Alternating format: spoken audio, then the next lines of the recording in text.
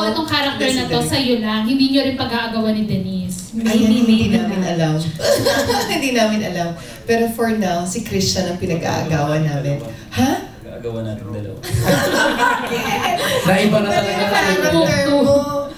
Hindi po namin alam kung sino po yung mga dadating na characters. But we know they're doing their best to make it a very, very nice story naman.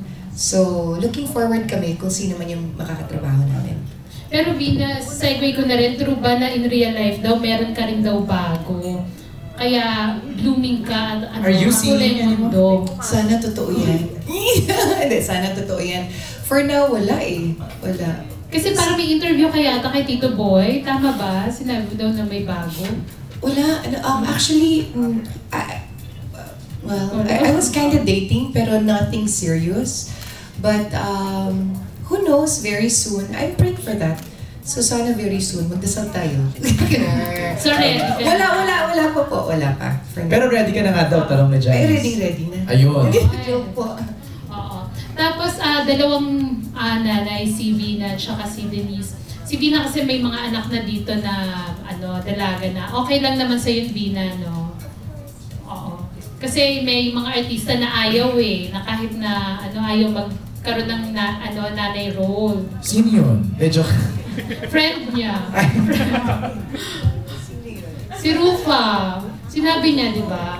Ayaw niya. Sa'yo okay lang naman. Si Denise, kung sakali na magkakaroon ka ng mga ganyang anak, okay lang din?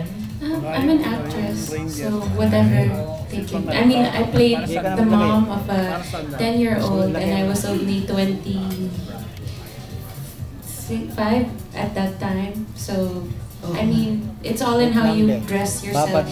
Even here, I'm playing a character that's older than myself. People think I'm old, but when they see me in person, out of my character, they realize how young I really am.